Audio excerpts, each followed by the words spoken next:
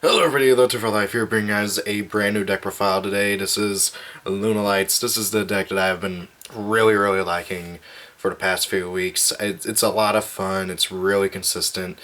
It's gotten a lot of support, well, indirect support over the past few sets, and of course I did get a new spell card.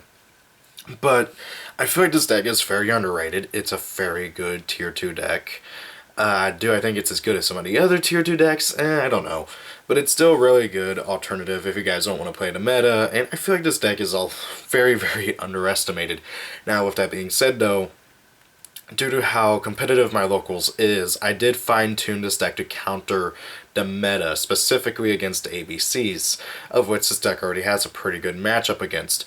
So you're going to see some text in here to counter the meta, and I will of course explain my choices. And because this is a deck that I made for tournament and everything, of course all of my decks I try to make tournament ready. But this one I went the extra mile, and I'm also going to be including the side deck. So let's go ahead and get on with this. First and foremost, 3 Lunalight Wolves. She is your Miracle Fusion and one of the 2 Pendulums. Really good. Her monster effect is irrelevant. You never summon her. Except I actually did a few times at the regional last week. Very good card overall. You mainly use her for the Pendulum effect, which is of course a Miracle Fusion. Very good card. And also searchable too, unlike Miracle Fusion for heroes, which is kind of funny.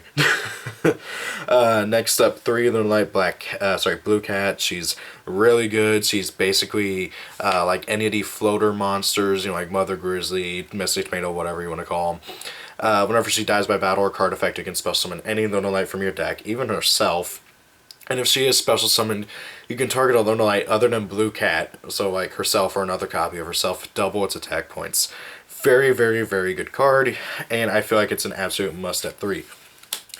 Next up is the other floater, in more ways than one too, Lunalight Tiger.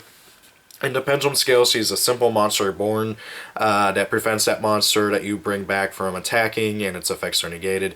Additionally, it's destroyed at the end phase, which allows for some interesting combos with Blue Cat. And of course, if she dies while in the field, either in Pendulum Zone or in the Monster Zone, you get to special summon 1 Lunalight from your graveyard, but you can only use her monster effect once per turn. Like, it's a hard once per turn.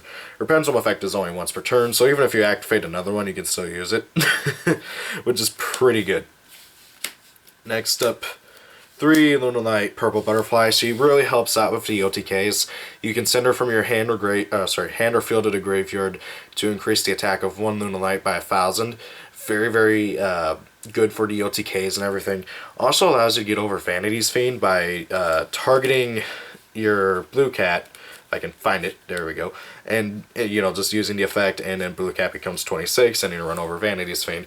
That actually did come up while I was rolling against DDDs at the most recent regional and everything. So yeah, it really helps out with all that. Has a pretty good engrave effect too, where you can banish her, special summon a Lunalight from hand. Of course, very useful in combination with Blue Cat. 3 Lunalight White Rabbit. Just basically when she comes out, you can special summon a Lunalight from your graveyard in face-up defense position. Nice thing about that is it doesn't negate the effects or anything, so you can use Blue Cat's effect. That you only get that effect on normal summon. And then once per turn, you can target a number of set spell or trap cards, or just spell or trap cards your opponent controls, equal to the number of other Lunalights you control, bounce them back to hand. Very good effect. Here's a card that she combos really well with. Black Sheep. Black Sheep you can discard from your hand to search out a poly, or grab back a Lunalight from your graveyard to your hand. And if she is sent to the graveyard by the effective for like any reason for a fusion summon, you can you can add 1 Lunalight from your grave to your hand. Very good effect, and really combos well with not Miracle Fusion, but Fusion Recovery.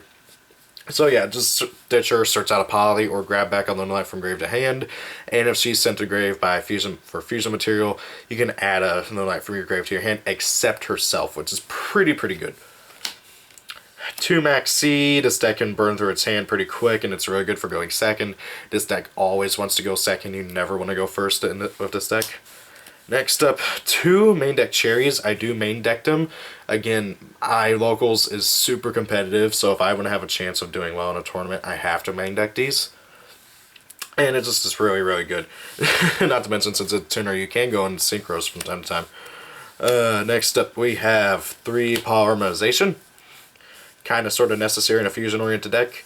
I really want to get either a 3rd LLB poly or 2 more dual spec Yugi ones because it's bothering me that they're not matching. Yeah.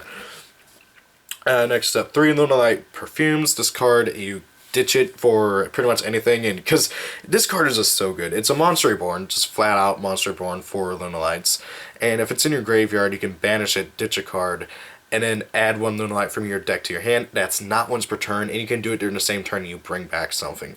Really, really good. I found myself oftentimes ditching it with Twin Twisters just so I can get the search effect. And some other things.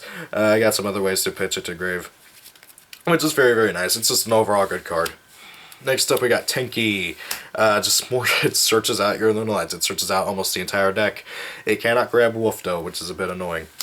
Next up, 3 Allure. Everything except for the Maxis and the Pendulums are dark, which is crazy. So you can just dig through your deck so fast. Speaking of digging through your deck, 2 Pot of Desires. This deck is 45 cards. I have like triple counted, and it's even like official on the deck list for the tournament from the regional.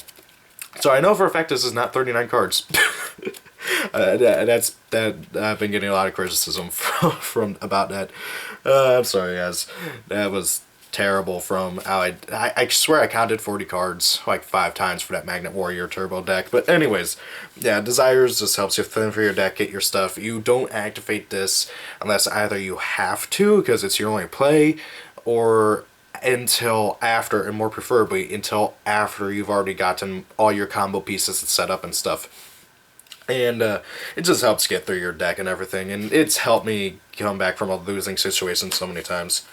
Next up, 2 Fusion Recovery, gets back your fusion materials and a poly, very, very helpful.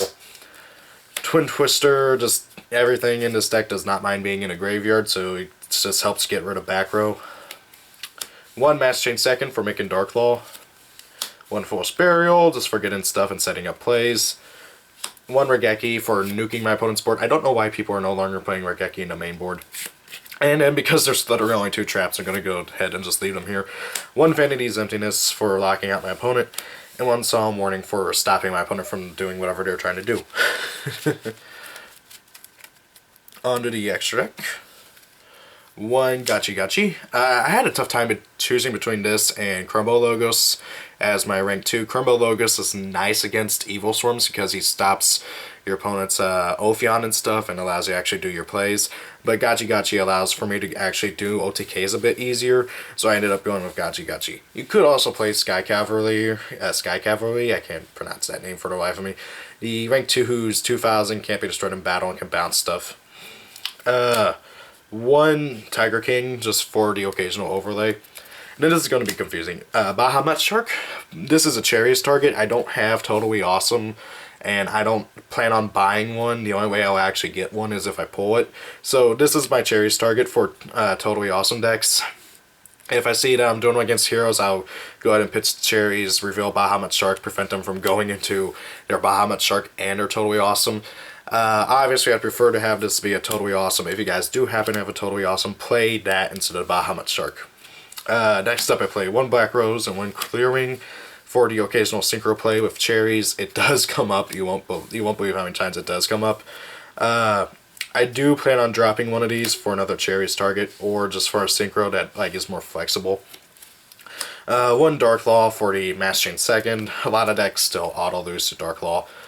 1 Starving Venom Fusion Dragon, or Star Venom Fusion Dragon as I prefer to call him. This guy, I actually went into a lot more than I thought I would at the regional, and he won me so many games. He's incredibly good against Cosmos, and he's incredibly good against other decks.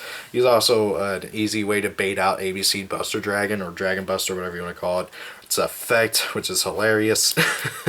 Very, very good card. And then, of course, I play 1 ABC Dragon Buster as a Cherries target. Now then, for the actual Lunalight fusions, which are the main ones you're going to be going into, I play 3 of the Cat Dancer. She's the main one you're going to go into very much often. Sometimes you will go through all 3. I've never really needed more than 2 of her, but I still feel safer at 3 just in case. 2 Panther Dancers. I feel like 2 is good enough. I used to play 3, and then I dropped it to 2 to make room for other stuff. Very, very good card. And then 2, Leo Dancer. You could honestly probably get away with playing 1, but I'm paranoid, and so I like to have an extra one just in case. You could get away with 1. I only ever really went into 1. Usually if you summon 1, that's game. But just in case, I always like to play 2, just in case. I might try dropping it 1, see how things work with like an extra deck space, but I still prefer playing 2. Now then for the side deck, and keep in mind, I'm not rich. I don't have dimension barriers, whatever they're called. So, yeah, I don't have those. Would I play them? Probably. I don't know what I would take out for it, though. Probably this card right here. 2 Book of Eclipses. Book of Eclipse hindered me more than helped me. A lot of my friends told me, oh, this card's really good. It'll help you out. It'll save you.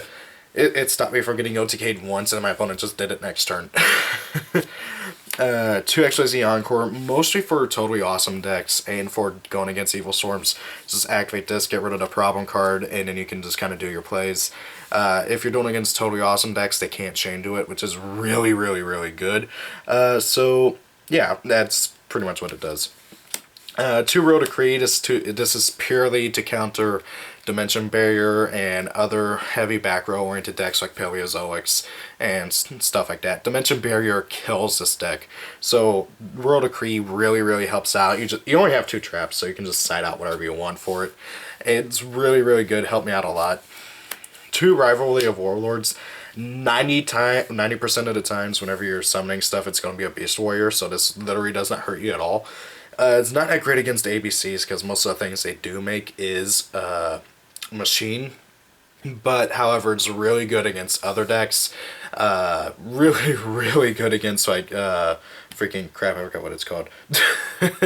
Oh yeah, the Metal Foes deck. The Metal Foes deck it has a tough time dealing with this card. 2 Light Imprisoning Mirrors, really good against Blue Eyes, really good against ABCs, really good against anything that's light, and there's so many light-oriented decks.